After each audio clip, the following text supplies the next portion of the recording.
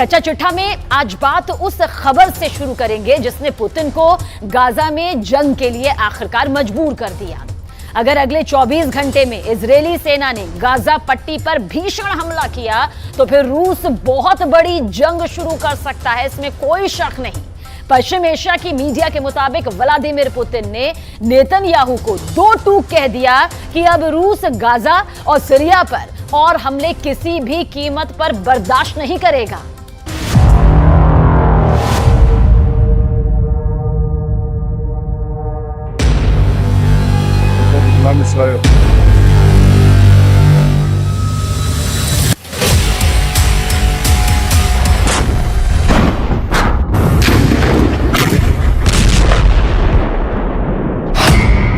बंद करो गाजा में कदर, पुतिन की जंगी धमकी।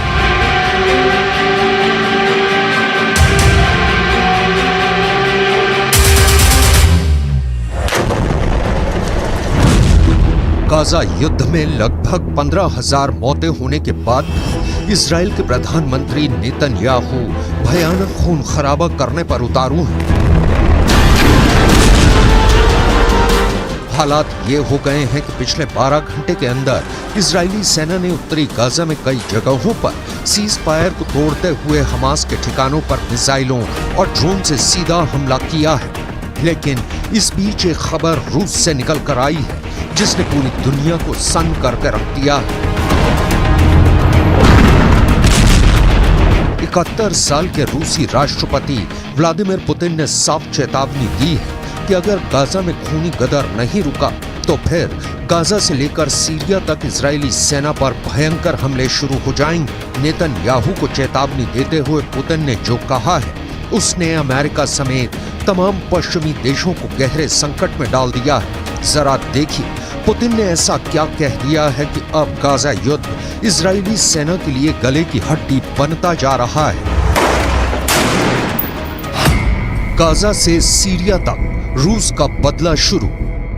रूसी राष्ट्रपति व्लादिमीर पुतिन ने प्रधानमंत्री बेन्यामिन नेतन्याहू को सीधी चेतावनी देते हुए कहा है कि अगर गाजा युद्ध नहीं रोका तो फिर सीरिया भी इजराइल पर सीधे और बड़े हमले शुरू कर देगा। पुतिन ने हमास और इजराइल के बीच संघर्ष विराम पर बोलते हुए साफ कहा है कि इजराइल जिस तरह से सीज फायर की आड़ में गाजा से लेकर सीरिया तक हमले कर रहा है उसकी वजह से अब फिलिस्तीन इजरायली संघर्ष तीव्र वृद्धि की ओर बढ़ चुका है। पुतिन ने अपनी चेतावनी में यह खुलासा नहीं किया है कि क्या रूस की सेना सीधे तौर पर इजराइल के खिलाफ जंग में उतरेगी या फिर रूस ईरान और लेबनान के जरिए इजराइल पर बड़ा हमला करवाएगा। खबर यह भी है कि सीरिया में मौजूद रूसी सैन्य अड्डों पर इजराइल के खिलाफ युद्ध की तैयारी पूरी कर ली गई है। हम आपको बता दें कि पुतिन ने इजराइल से साफ कह दिया है कि अब गाजा में मासूम फिलिस्तीनियों की मौत का तमाशा रूस नहीं देखेगा। दावा किया जा रहा है कि मॉस्को ने ईरान, सीरिया और लेबनान को बड़ी जंग के लिए तैयार रहने को कह दिया है। Кровавый переворот на Украине в 2014 году, за которым последовала война киевского режима против своего народа на Донбассе, это не потрясает? А истребление гражданского населения в Палестине, в секторе Газа сегодня, не потрясает?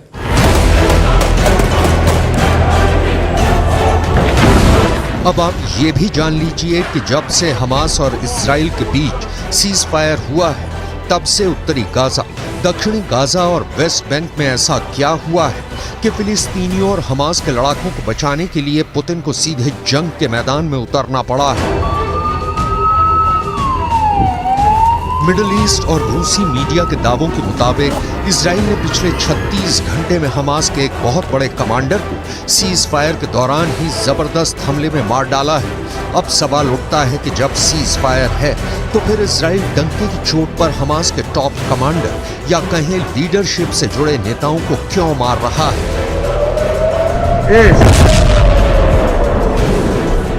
डिफेंस एक्सपर्ट्स के मुताबिक इजरायली सेना की खुफिया एजेंसी मोसाद और शिन बेत के पास हमास के सभी टॉप कमांडर्स की पूरी लिस्ट है जो हमास के हमलों को कंट्रोल करते हैं। यही वजह है कि जैसे ही सीज फायर हुआ, हमास के टॉप कमांडर आगे के हमलों को लेकर मूवमेंट करने लगे, जिसकी भनक मोसाद और शिन बेत को लग गई। और फिर इजराइल की आईडीएफ ने खुफिया सूचना के आधार पर इन्हें मार डाला। यही नुकसान हमास पर बेहद भारी पड़ रहा है, जिसके खिलाफ अब पुतिन ने इजराइल को धमकी दी है कि अगर सीज फायर के दौरान गाजा या फिर सीरिया पर हमले तेज किए तो फिर ये युद्ध पूरी तरह से बेकाबू हो जाएगा और रूस चुप रहकर तमाशा बिल्कुल भी नहीं देखेगा। अब आप ये भी जान लीजिए कि सीज फायर के दौरान हमास का कौन सा बड़ा टॉप कमांडर मारा गया है।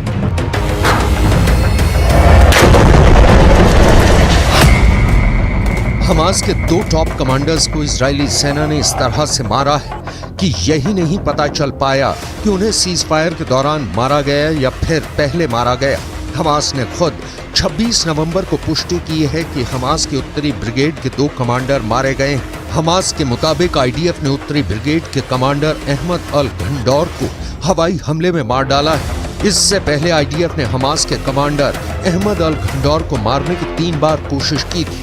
इसके अलावा हमास की उत्तरी ब्रिगेड में रॉकेट डिवीजन के कमांडर आयमान सियाम को भी आईडीएफ मार चुकी है। हमास के मिलिट्री विंग के मुताबिक हमास के कुल 5 सबसे टॉप अधिकारी मारे गए हैं। दावों के मुताबिक ये सभी टॉप कमांडर युद्ध विराम शुरू होने से मारे गए हैं, जबकि कुछ रिपोर्ट में दावा किया गया है कि सीज फायर के दौरान इजरायली सेना की स्पेशल फोर्स ने हमास के 5 कमांडर्स की टारगेट किलिंग की है।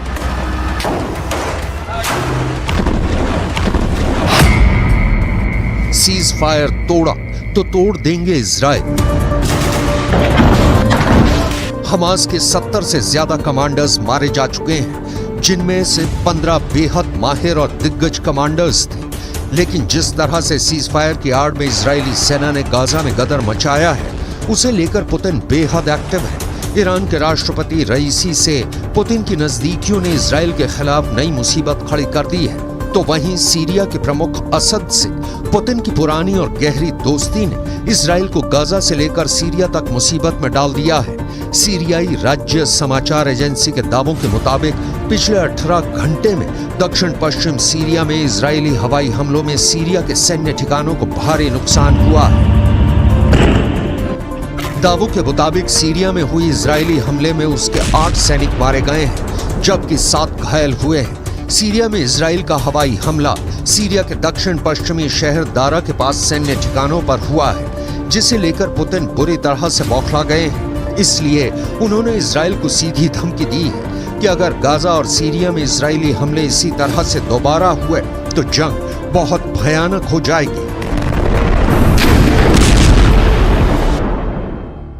אני מבקר פה עכשיו ביחידה של אמ"ן, היא עושה עבודת קודש, חושפת הרבה מאוד, ומה שאנחנו רואים זה דבר מדהים. אנחנו רואים בעצם שהתושבים, האזרחים בעזה למעלה, מגנים על כל הטרוריסטים למטה. הם בנו עיר תת-קרקעית להגן על עצמם, והם מקריבים את האזרחים למעלה. זה בדיוק הפוך מצבא ההגנה לישראל. צבא ההגנה לישראל זה חיילים שמגנים על אזרחים, פה זה אזרחים שמגנים על...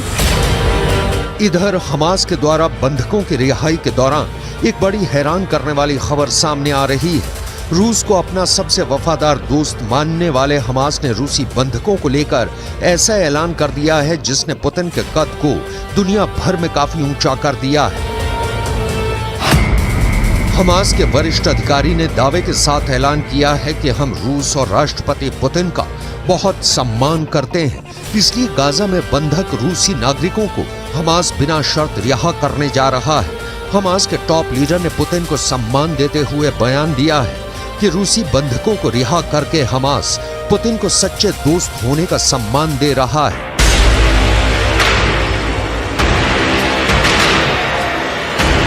इधर कतर, मिस्र और अमेरिका ने मिलकर इजराइल और हमास के बीच सीज फायर तो करा दिया, लेकिन दिक्कत यह है कि नेतन्याहू और इजराइल के कमांडरों ने साफ कह दिया है कि सीज फायर ना तो इजराइल के बदले को रोक पाएगा और ना ही इजरायली हमलों को। हम हमास का पूरी दुनिया से खात्मा कर देंगे। इधर कुछ मिडिल ईस्ट की मीडिया ने दावा करना शुरू कर दिया है कि गाजा पट्टी में 20,000 से ज्यादा लोग मारे गए हैं, जिनकी संख्या 1967 में इजराइल अरब युद्ध में मारे गए लोगों से कहीं ज्यादा है। दावा तो यहां तक किया गया है कि 1,20,000 से ज्यादा इमारतें गाजा में तबाह हो चुकी हैं। अब ऐसे हालात में दावे किए जा रहे हैं कि रूस गाजा से लेकर सीरिया तक इजरायली हमलों को काउंटर करने का मन बना चुका है, क्योंकि यूक्रेन के युद्ध में पुतिन ने अकेले दम पर नेटो और अमेरिका को थका डाला है और यूक्रेन पुतिन से जंग लगभग हार चुका है। अब ऐसे हालात में पुतिन का हौसला 7वें आसमान पर है, इसलिए वो गाजा से लेकर सीरिया तक इजरायली सेना को मटियामेट करने की तैयारी में जुट चुके हैं।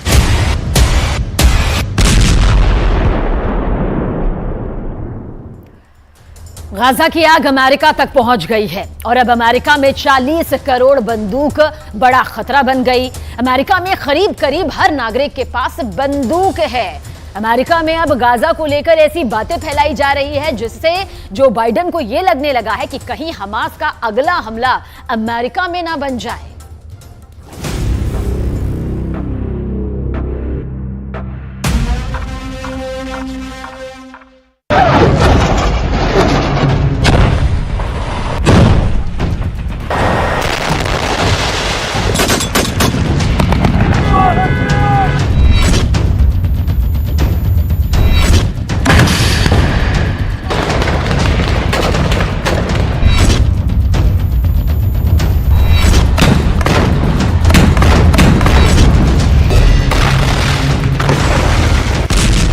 गाजा पट्टी के अंदर अब तक 4 करोड़ किलोग्राम बम बरसाए जा चुके हैं।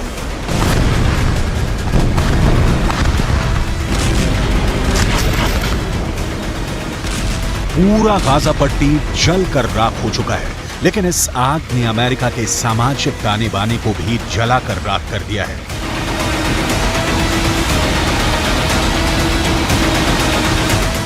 सात अक्टूबर के बाद, यानी जब हमास ने इजरायल पर आतंकवादी हमला किया, उसके बाद से लगातार अमेरिका के अंदर ऐसी खूनी वारदातें हो रही हैं जिसमें शिकार कभी यहूदी हो रहे हैं तो कभी फिलिस्तीन। अमेरिका की आबादी 32 करोड़ 64 लाख है, लेकिन अमेरिका के अंदर आम लोगों के पास 40 करोड़ बंदूकें हैं। यानी अमेरिका में तकरीबन हर नागरिक के पास कम से कम एक बंदूक अवश्य है। और ऐसी स्थिति में अगर अमेरिका के अंदर सामाजिक सद्भाव बिगड़ रहा है तो जो बाइडेन के लिए ये बहुत मुश्किल की घड़ी है। ताजा खबर अमेरिका के वर्लिंगटन से है, जहां पर एक अमेरिकी नागरिक ने 3 फिलिस्तीनियों को गोली मार दी है। इस घटना ने एक बार फिर अमेरिका में फिलिस्तीन बनाम गैर फिलिस्तीन तनाव को भड़का दिया है। वर्लिंगटन में एक अमेरिकी नागरिक ने हिशाम और अतानी, तहसीन अहमद और किन्नान अब्दुल हमीद पर वर्मोंट विश्वविद्यालय के पास हमला किया है। अमेरिका के राष्ट्रपति जो बाइडेन और उनके विदेश मंत्री एंटनी ब्लिंकन लगातार यहूदी पुजारियों, यहूदी नेताओं और मुस्लिम धर्मगुरुओं के संपर्क में हैं। वो लगातार शांति स्थापित करने की कोशिश कर रहे हैं और बयान भी जारी कर चुके हैं, लेकिन इसका कोई असर देखने को नहीं मिल रहा है। अमेरिका में किस तरह फिलिस्तीनियों को गोलियों की बौछार का सामना करना पड़ा है, आपको आगे बताने वाले हैं। लेकिन सबसे पहले आपको अमेरिका के हालिया घटनाओं का पूरा विवरण देते हैं, जिससे ये साफ हो जाता है कि अमेरिका भी अब गाजा की आग से बच नहीं पा रहा है। ये तस्वीरें अमेरिका की ही हैं, जहां पर एक 6 साल के फिलिस्तीनी बच्चे का नमाज़े जनाजा पढ़ा जा रहा है। ये 6 साल का बच्चा एक अमेरिका के नागरिक के यहाँ किराए पर अपनी मां के साथ रह रहा था, लेकिन इस बच्चे को 71 साल के एक बुजुर्ग ने चाकू से 26 वार करके मार डाला। इस बच्चे के परिवारजनों ने रोते हुए अमेरिका की सरकार से प्रार्थना की है कि जो युद्ध गाजा के अंदर चल रहा है उसको अमेरिका में शिफ्ट ना किया जाए।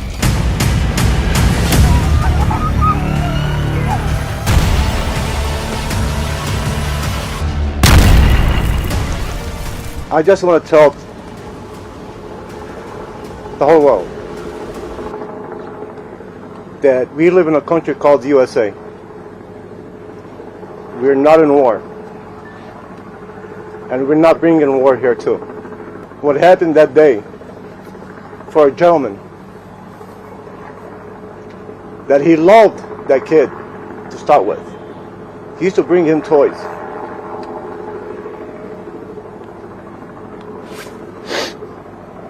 Now I want to ask anybody here, a 71-year-old man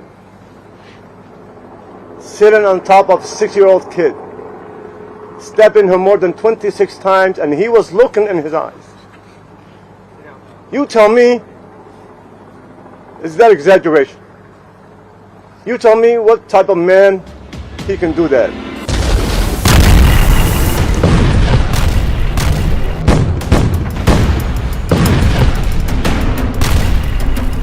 इस तरह के वाद विवाद का बहुत बुरा असर इस वक्त अमेरिका के ऊपर पड़ रहा है।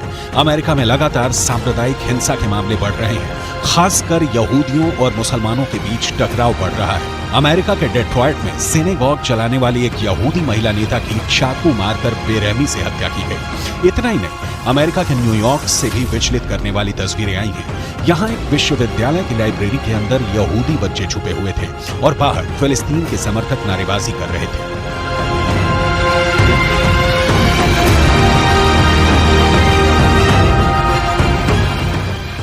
अमेरिका के वॉशिंगटन में फिलिस्तीन समर्थक प्रदर्शन के दौरान एक महिला को ऐसा पोस्टर लिए दिखाया गया जिसमें यहूदियों को पूरी तरह से समाप्त करने जैसा संदेश दिया गया था। अमेरिका के अंदर लगातार हो रहा कत्लेआम और एक दूसरे के खून के प्यासे नजर आ रहे लोग ये बताने के लिए काफी हैं कि अमेरिका किस तरह तलवार की धार पर चल रहा है। बर्लिंगटन का केस अपने आप में बहुत चौंकाने वाला है। जिस वक्त इन तीनों फिलिस्तीनियों को गोली मारी गई, ये तीनों अरबी बोल रहे थे और इनमें से 2 ने फिलिस्तीनी काफिया पहना हुआ था। फिलिस्तीनी काफिया एक ऐसा कपड़ा होता है जो गले पर पहना जाता है और इसमें चिक होते हैं। फिलिस्तीन का आंदोलन करने वाले बड़े नेता यासिर अराफात अक्सर फिलिस्तीनी काफिया पहनते थे और ये फिलिस्तीनी काफिया एक तरह से यासिर अराफात की पहचान बन गया था।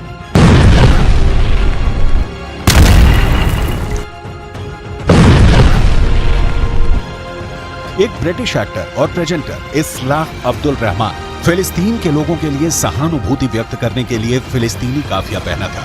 ठीक ऐसा ही काफिया 2 फिलिस्तीनियों ने भी पहना हुआ था जिन पर गोलियां चली हैं। इसका मतलब साफ है कि गोली मारने वाले शख्स अमेरिका के नागरिक जेसन जे ईटन ने ये जानते हुए इन्हें गोली मारी कि ये फिलिस्तीन लिस्ट एनी मूल के नागरिक हैं। We have a lot more to do, however. Even with this arrest, we are still working. There is more investigation to be done, and that includes trying to determine motive. We still do not know as much as we want to know.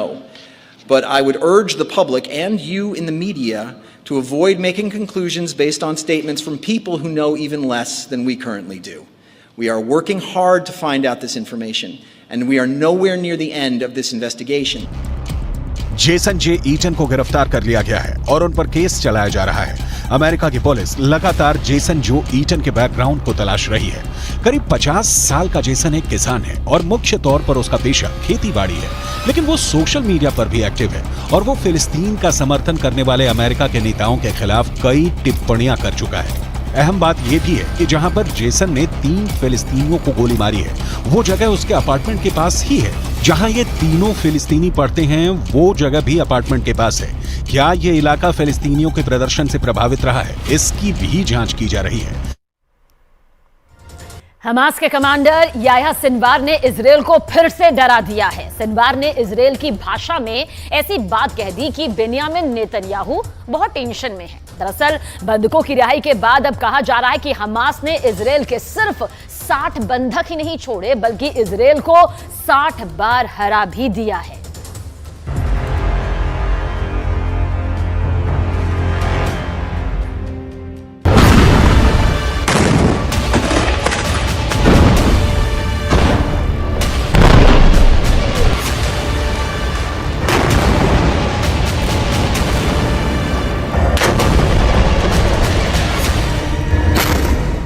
Cease fire टूट गया जब युद्ध विराम बढ़ाने पर Hamas और Israel राजी हुए तो गाजा में तैनात इजरायली सेना के टैंक और तोपों ने बमबारी कर दी। शेख रदवान इलाके में धमाके हुए और दहशत फैल गई कि युद्ध फिर शुरू हो चुका है।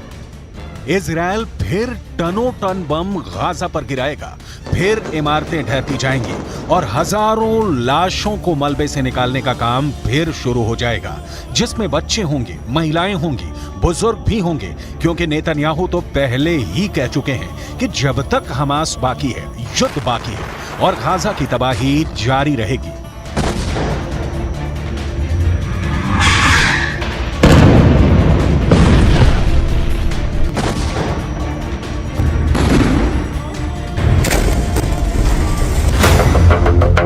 यानी सीज फायर की उम्र ज्यादा नहीं है और अब शेख रदवान में हुए हमलों ने बता दिया कि सीज फायर टूट गया है।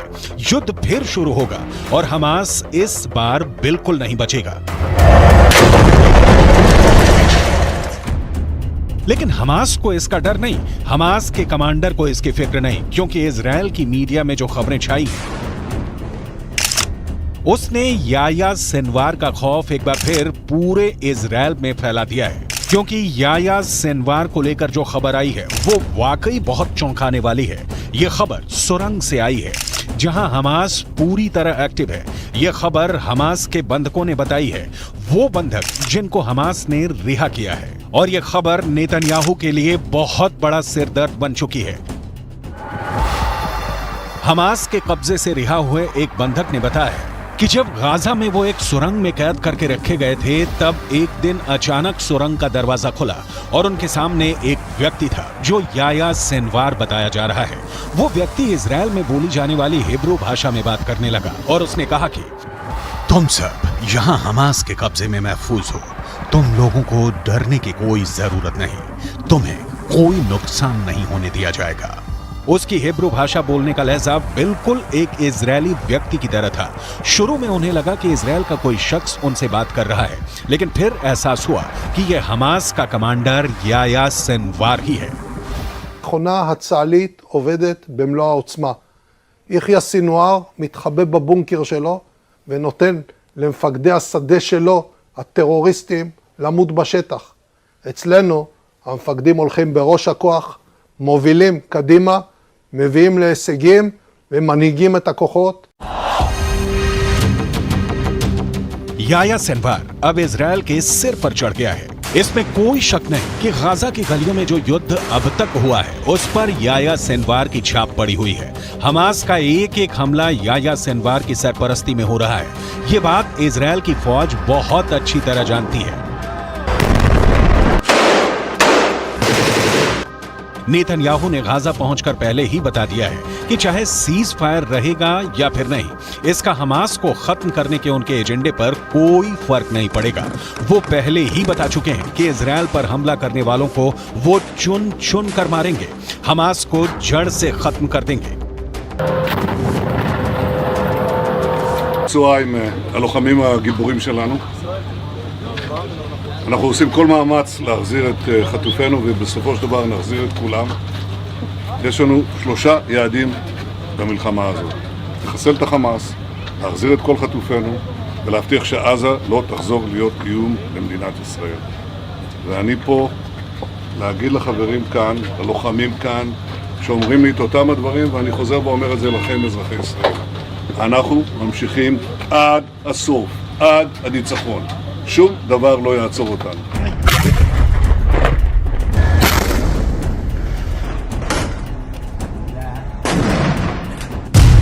यानी हमास का पक्का इलाज होगा, हमास को पूरी तरह खत्म कर दिया जाएगा। इसकी 100% वाली गारंटी नेतन्याहू बार बार दे रहे हैं।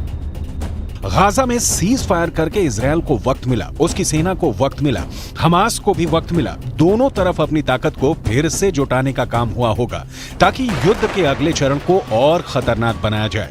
लेकिन इन सबके बीच सबसे बड़ा चैलेंज याया सिनवार बन चुका है। याया सिनवार जब तक जिंदा है, नेतन्याहू जीत का दावा नहीं कर सकते। नेतन्याहू को जब से पता चला है कि याया सिनवार सुरंगों में घूम रहा है और बंधकों से मुलाकात करके उनसे सीधे बात कर रहा है, तब से नेतन्याहू की बेचैनी बढ़ गई है। इसका मतलब साफ है कि याया सिनवार जिंदा है। याया सिनवार युद्ध को कंट्रोल कर रहा है। याया सिनवार बता रहा है कि इजराइल का एक एक बंधक उसके रहमो करम पर जिंदा है। यही बात इजराइल को बहुत परेशान कर रही है।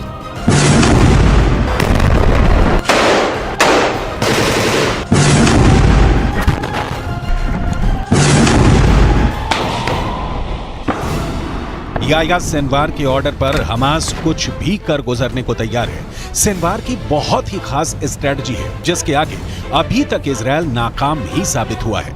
7 अक्टूबर को हुए हमले के बाद हमास के खिलाफ जंग में इजरायल के 2 मकसद थे। पहला, हमास के पास से करीब 250 बंधकों को आजाद कराना, जिसके लिए इजरायल को सीज फायर करना पड़ा, यानी उसका युद्ध और बमबारी काम नहीं आया, वो फेल हो गया। दूसरा मकसद, इजरायल हमास को जड़ से खत्म करना चाहता है, लेकिन अभी तक इसमें भी इजरायल फेल ही साबित हुआ है।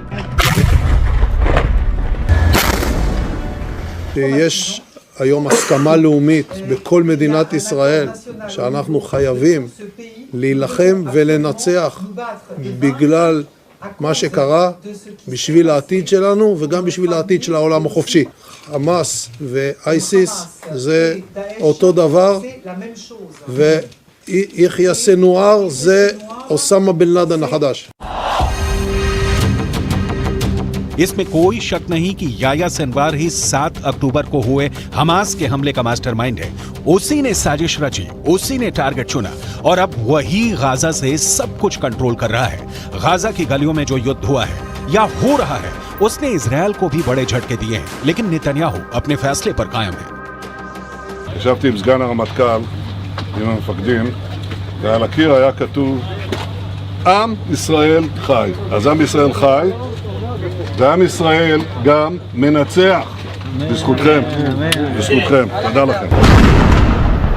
बंधकों को छुड़ाने वाले सीज फायर के बाद वो हमास पर 10 गुना तेज हमला करेगा।